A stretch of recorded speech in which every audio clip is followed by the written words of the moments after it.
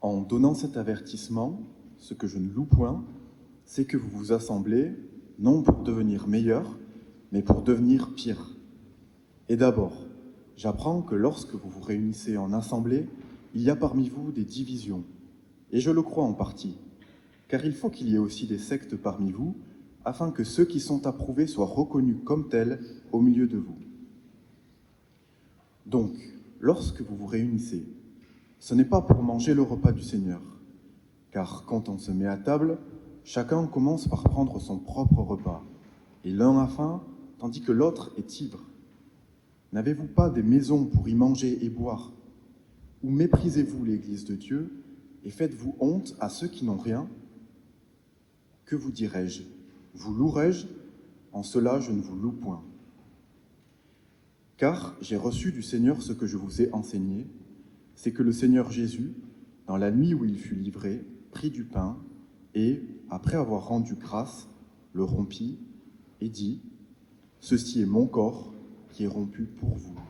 Faites ceci en mémoire de moi. » De même, après avoir soupé, il prit la coupe et dit : « Cette coupe est la nouvelle alliance en mon sang. Faites ceci en mémoire de moi toutes les fois que vous en boirez. Car toutes les fois que vous mangez ce pain et que vous buvez cette coupe, vous annoncez la mort du Seigneur jusqu'à ce qu'il vienne. » Et si on modernisait un peu l'organisation de la Sainte Seine pour que ce soit plus pratique et plus rapide? En effet, aujourd'hui, on a des moyens technologiques qui n'existaient pas du temps de Jésus.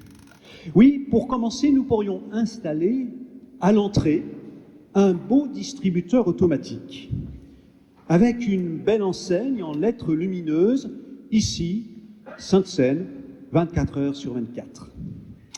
Oui, j'imagine un grand distributeur avec une variété de choix. Pour le pain, par exemple, il y aurait plusieurs sortes. Il y aurait du pain aux graines, du pain aux fruits secs, du pain aux noix, du pain brioché.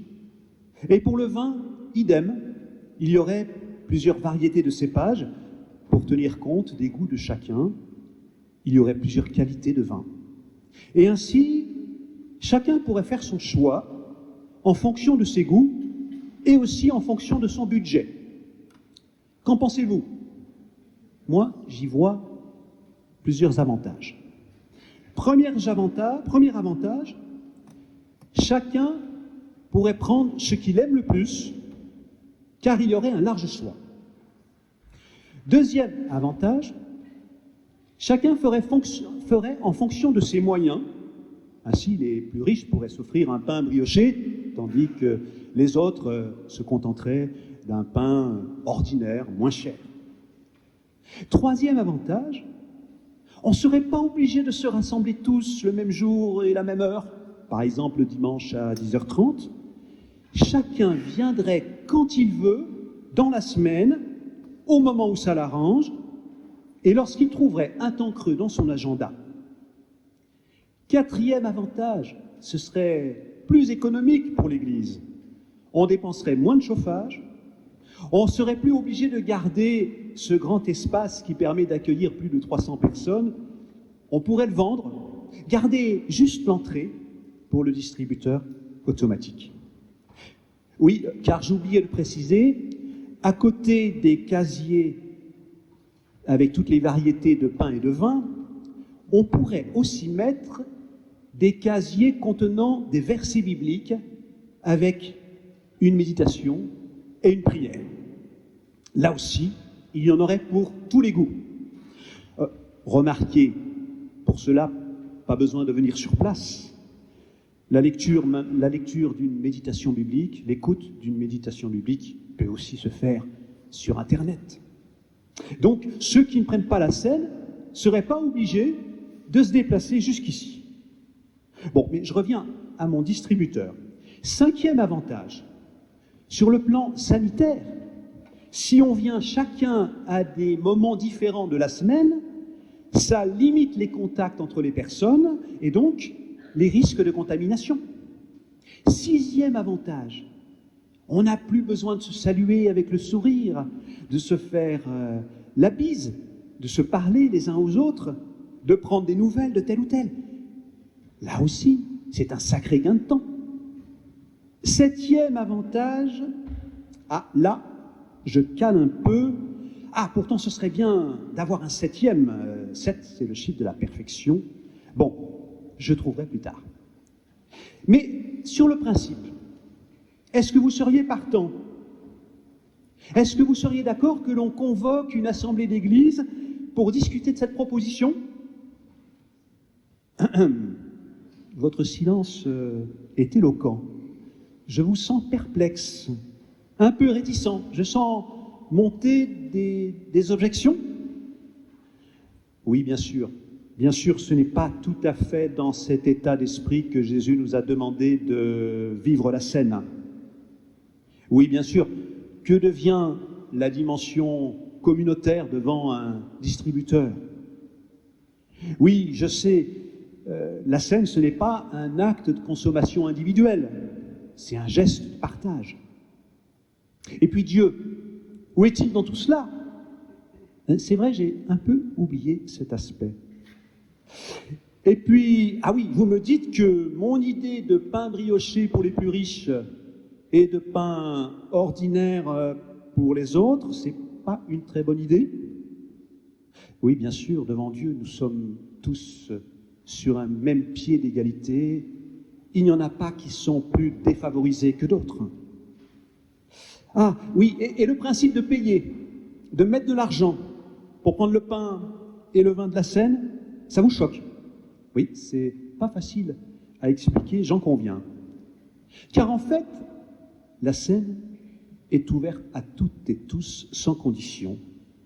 Nous disons que le Seigneur nous invite à sa table, toutes et tous, gratuitement. Gratuitement. Bon, décidément, mon idée n'est pas la meilleure de la journée. Et puis c'est vrai, s'il s'agit simplement de venir ici dans la semaine, juste pour acheter et consommer son pain et son vin, et puis repartir sans que cela change quelque chose dans notre quotidien, c'est un peu triste. Ça n'apporte rien de neuf. C'est un geste rituel qui n'a pas de sens. Alors oui, chers amis, il nous faut découvrir à nouveau ce repas auquel Jésus nous invite. C'est un formidable récit d'espérance. C'est une histoire qui nous ouvre un avenir à chacune et chacun. C'est une histoire avec un happy end. Certes, ce n'est pas une histoire à l'eau de rose où tout est merveilleux, comme dans le meilleur des mondes, non. C'est une histoire où, certes, il y a du malheur, il y a de la souffrance, et même la mort d'un homme, et c'est une histoire où Jésus est la première victime. C'est une histoire qui n'occulte pas la dureté de l'existence, le malheur, la solitude, mais, pourrait-on dire, elle débouche sur un happy end, quand même. C'est une histoire qui ouvre nos vies sur un monde où règne la joie et l'amour. Un monde où le pardon devient possible malgré l'offense subie. Un monde où la réconciliation peut renverser les murs de la haine. Un monde où la violence n'a pas le dernier mot. C'est ce que Jésus appelle le règne de son Père, le règne de Dieu, que nous sommes appelés à désirer, à lui demander dans la prière, notre Père, que ton règne vienne, que ta volonté soit faite sur la terre comme au ciel. Ainsi, les divisions, les guerres ne sont pas une fatalité. La domination des puissants sur les plus faibles n'est pas une malédiction. Car en nous invitant à son repas, Jésus veut inaugurer avec nous une histoire nouvelle. Il veut ouvrir un passage qui traverse les tempêtes et les nuits du monde. Et il nous précède dans cette traversée. Il nous promet sa présence par mauvais temps comme par beau temps. Savez-vous que les premières communautés chrétiennes se réunissaient dans des maisons. Il n'y avait pas d'église ou de chapelle comme celle-ci. Pour le culte du dimanche, on se rassemblait chez des particuliers. Ainsi, une méditation était proposée sur un texte biblique, et puis après, il y avait un repas fraternel où on partageait ce que chacun avait apporté, et à l'occasion de ce repas, on partageait aussi la scène.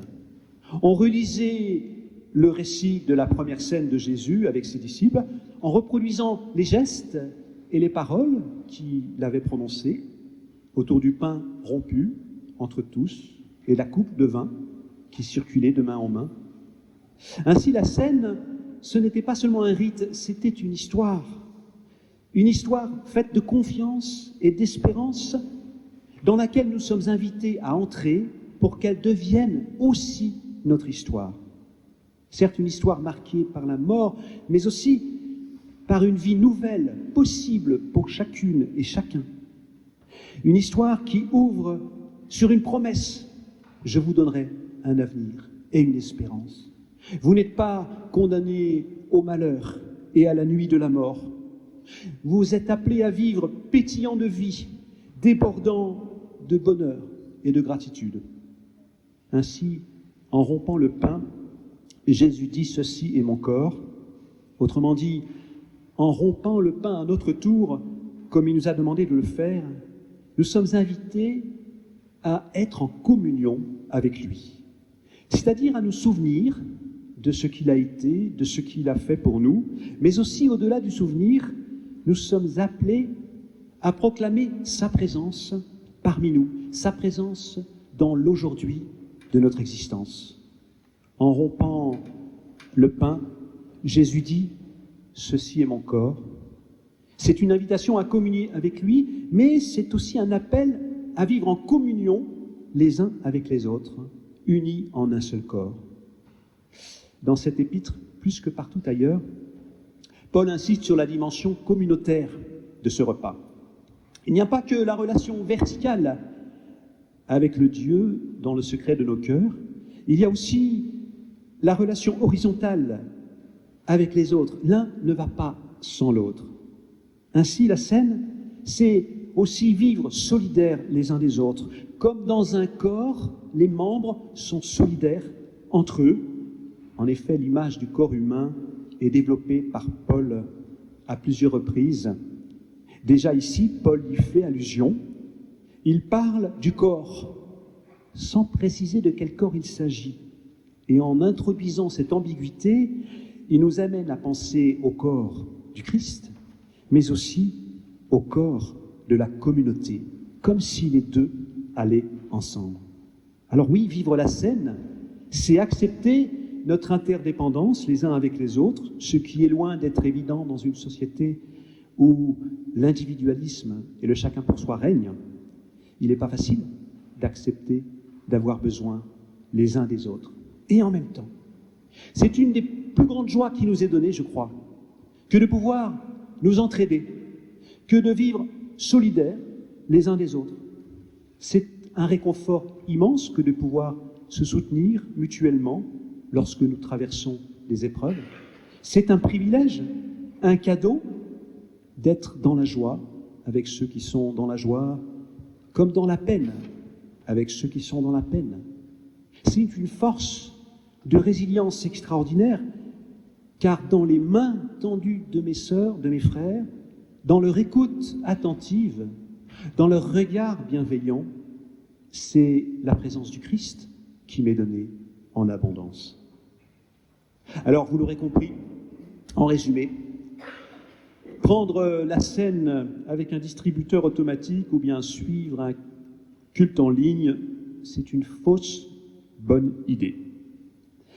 Même si dans notre monde d'aujourd'hui, on est très individualiste, même si on nous berce dans l'illusion que plus on se débrouille seul, mieux c'est, avec comme revers malheureux de se sentir coupable lorsqu'on est dépendant des autres, même si on nous fait miroiter le rêve d'un bonheur que l'on trouverait dans la facilité, dans la consommation, chacun pour soi, dans le confort que procurent les technologies, la satisfaction de nos succès personnels, avec comme revers malheureux de favoriser une société avec des perdants et des gagnants, et de se résigner à la loi du plus fort. Moi, je préfère de loin le récit inauguré par Jésus dans le partage de la scène, car il célèbre un amour qui nous est donné entièrement et qui est donné à la multitude. C'est un récit qui ouvre sur une histoire où les mots solidarité et fraternité ont un sens. Une histoire où chacune et chacun a sa place, où chaque être humain est reconnu, aimé avec ses fragilités, respecté dans sa dignité. C'est ce que nous croyons possible de vivre entre nous, au sein de la communauté de l'Église, mais aussi dans la société et dans le monde.